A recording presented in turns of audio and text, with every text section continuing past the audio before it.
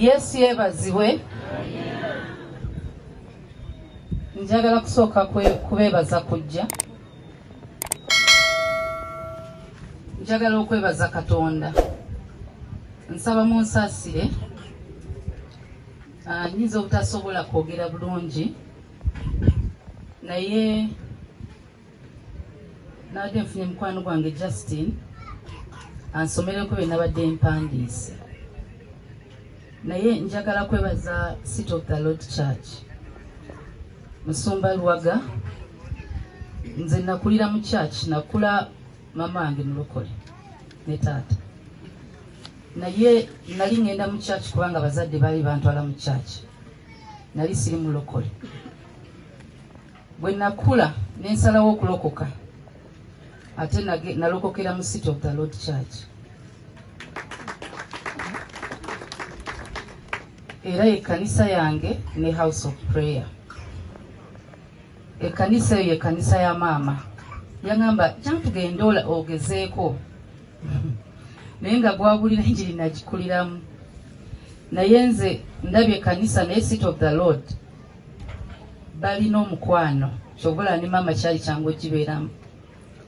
Mwayagala nnyo mami nga nze ne mami abasinga bembera nabo bakimanyi nga mbaga twambala ne mami ne bwandaba ku TV olugoye n'alwagala n'ogenda omulaba agamba lujeemu aba yategesedde olugoye lwogenda okuddira mu eka ng'agamba luno lina okugenderamu ku church Pastor Lwaga alulabe.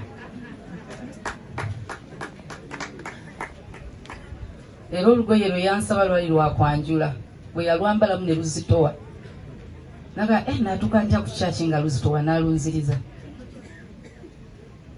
Nafuna olulala yandabamu yali Thanksgiving ku church. Nangamba olumpe malo gende wa mutabani wange era bwe natuuka agenda kunnyimiriza andageyo mbantu. Mami singa yali wa mulembe guno singa abasile queen.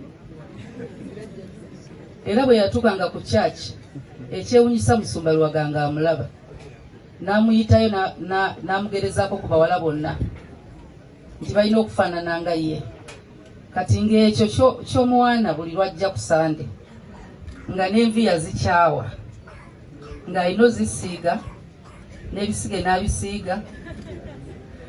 Kuva Monday paka Sande sirabangako mami nga talina cutex ku bigere naye ng'ali myaka 8 nga yakanya n'obwomugamba lekerawo blessing agamba gw'omanyi gwerabika bubi kaddiwa ze sigenda kukaddiwa. So njagala okwebaza Musumba Lwaga ti emyaka gya mami gyonna egy'obulokole yali musanyufu era mwebale kumuleera ate nange mwandera nga sinayingira House of Prayer. Era ne Musumba akimanyi namugamba Musumba Lwaga ye taata wange era ne bakwatagana nnyo. So nyanza nnyo tweyanzanga family.